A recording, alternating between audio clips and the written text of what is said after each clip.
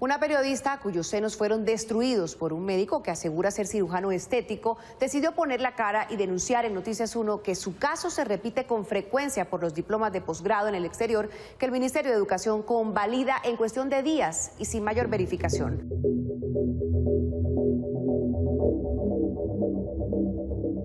En el año 2016 se destapó un escándalo que implicaba a numerosos médicos que se aprovecharon de un vacío legal y que les permitía conseguir títulos de cirugía plástica y reconstructiva en pocas horas, sin necesidad de perder varios años de especialidad en la materia en sus propios países. La trama fue denunciada por una periodista colombiana llamada Lorena Beltrán, que hizo que el problema se hiciera viral bajo el lema «Cirugía segura ya». En 2014, Lorena se sometió a una mamoplastia de reducción en manos de un doctor llamado Francisco Sales Puccini. A los pocos días, los pezones comenzaron a ennegrecerse y sentía presión bajo la piel de los mismos, piel que también empezaba a desprenderse. Al ver que el médico no le daba soluciones, comenzó a investigar y se encontró con que el cirujano plástico no era tal, sino un ginecobstetra que había conseguido la titulación de cirugía plástica aprovechando un vacío legal. En los papeles que me entregaba como fórmulas, como exámenes, aparecía un sello que decía Francisco Sales, cirujano plástico y graduado de la Universidad Veiga de Almeida de Brasil. Por eso yo no sospeché nada. En medio de su investigación, conoció a otras muchas víctimas de otros tantos médicos que habían obtenido el título de la misma forma que Sales Puccini y comenzó una batalla que comprometió a varios países, universidades, sociedades de médicos, incluso ministerios de educación, ministerios de salud y numerosos médicos.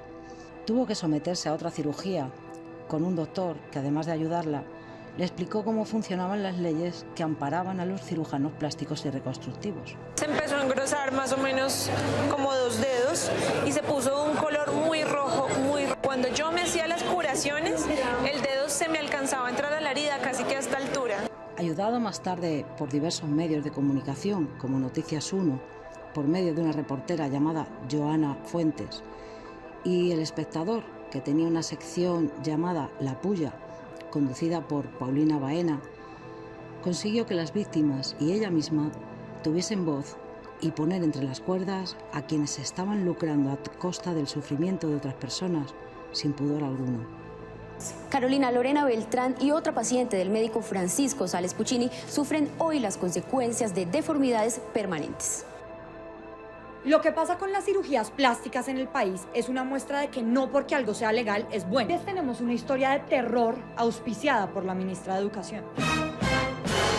Normalmente, para ser cirujano plástico hay que especializarse en residencias que duran entre 4 y 5 años. Pero unos médicos descubrieron que podían irse al exterior a tomar unos cursos y hacerlos pasar en Colombia como la maravilla académica. Gente inteligente. La Sociedad Brasileña de Cirugía Plástica y varias universidades colombianas han dicho que estos cursos no forman un cirujano plástico. Pero al Ministerio de Educación sí le parece que estos médicos con 6 veces menos horas de estudio son la machera.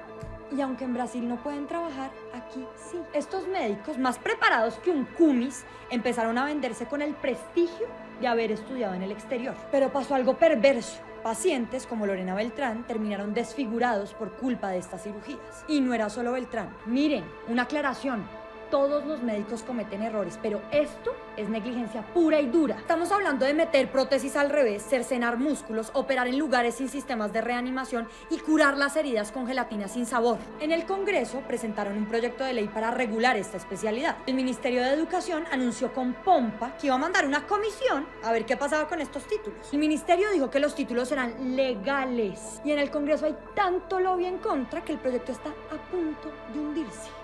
Y eso sin contar los abogados que rondan estos procesos y que les encantaría que las víctimas y los medios se callen. Pasaron 2 años de aquella lucha en solitario, pero mereció la pena.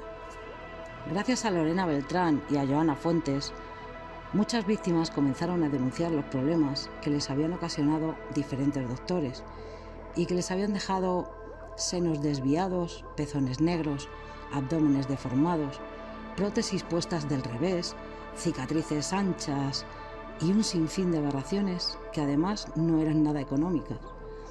Así, en el año 2016, Joana Fuentes de Noticias 1 pidió cita en la clínica de Sales Puccini y se infiltró allí con una cámara oculta, obteniendo así fotografías de los diferentes diplomas y titulaciones que allí se exponían. Aquello fue el detonante que les permitió seguir la pista del escándalo que estaban a punto de hacer público. Poco más de un año, pero yo desde el 2004 vengo trabajando en cirugía estética. En Colombia no tienes que tener título de cirujano plástico para ejercer la cirugía plástica y es completamente legal.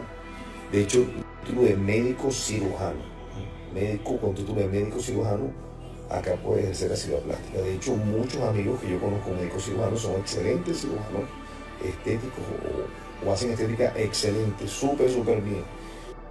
Uno de los títulos fotografiados certificaba al doctor como cirujano de la Universidad Veiga de Almeida, en Brasil.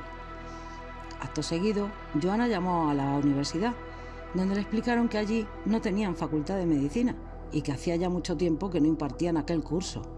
¿Un curso? Entonces presentó el caso en el Ministerio de Educación, en Colombia, y pidió documentos de todos los médicos que habían pasado por aquella universidad llamada Veiga de Almeida. Todos aquellos médicos habían pedido la convalidación de sus estudios realizados en Brasil para poder ejercer en Colombia, o sea, convalidar un curso como si fuese un posgrado.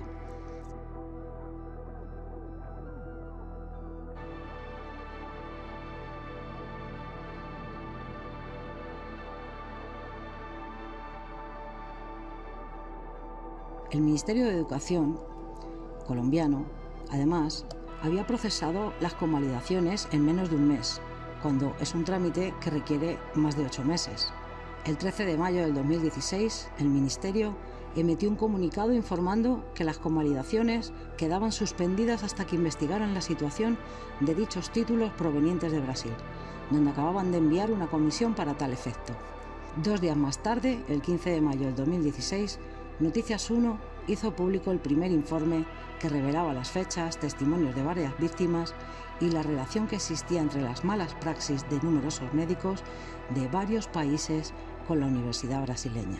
La Sociedad Colombiana de Cirujanos Plásticos se había pronunciado años atrás contra dichas convalidaciones que el Ministerio de Educación concedía en tiempo récord, provenientes no solo de Brasil, sino también de universidades análogas en Argentina y en Perú. Estas 4 universidades a las que hacían referencia eran la citada ya Universidad Veiga de Almeida de Brasil, la Universidad Nacional Mayor de San Marcos de Perú, la Universidad Nacional de La Plata de Argentina y la Universidad de Buenos Aires. La investigación puso el foco también en el señor Luciano Chaves, presidente de la Sociedad Brasileña de Cirugía Plástica, que explicó un dato clave para entender lo que estaba sucediendo. Aclaró que en Brasil los certificados emitidos por la Universidad Veiga de Almeida no servían para validar a nadie como cirujano plástico y denunció a la Comisión colombiana por no haberse reunido con ellos, sino solo con quienes otorgaron los títulos. Añadió, además, que aquellos títulos eran llamados lato sensu, o sea, una actualización de conocimientos y en ningún caso una especialización médica. Tanto en Brasil como en Colombia, la especialidad médica dura 4 años, unas 15.000 horas presenciales. Aquellos certificados, sin embargo, apenas llevaban entre 600 y 1.500 horas. Cuando la Comisión Colombiana del Ministerio volvió de su viaje a Brasil, afirmó que los títulos otorgados eran legales en Brasil y que la convalidación de los mismos en Colombia también era legal en Colombia. Así que las negligencias médicas debían deberse a factores humanos y errores de los propios doctores.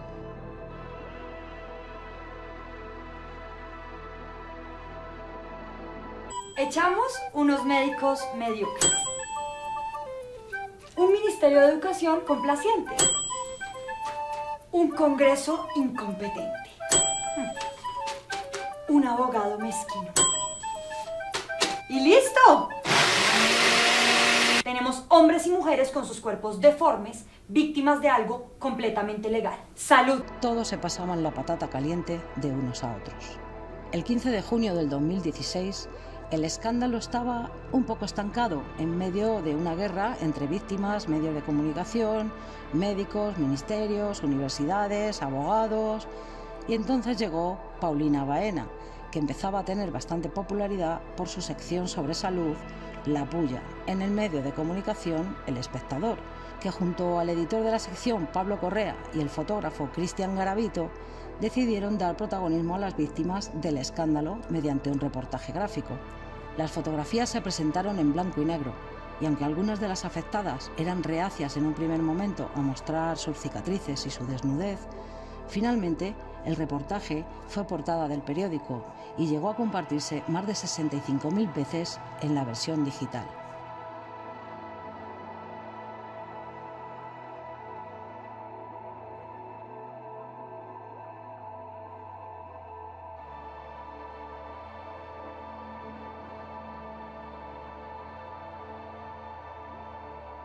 Por lo tanto, es legal que cualquier médico que se aprovechase del vacío legal existente, aunque cursara 6 veces menos horas de las que exige una especialización en Colombia, sea especialista.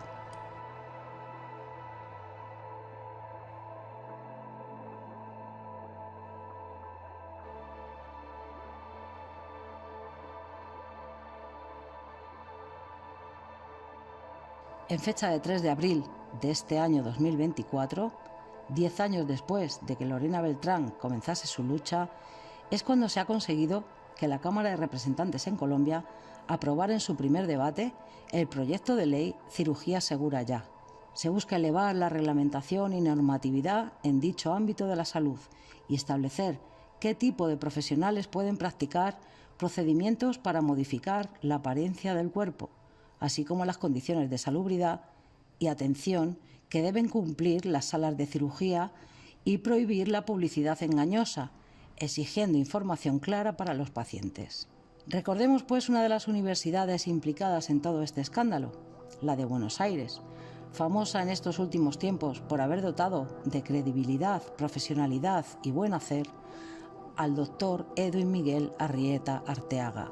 A vivir a Madrid, irse a vivir a España, porque él decía que en España se vivía rico, o sea, él sentía bien. Entonces él me decía, yo me voy a vivir a Madrid y ya en Colombia no voy a estar. Sus documentos ya estaban en el Ministerio de Educación de España en convalidación. Estaba haciendo su convalidación para trabajar en España.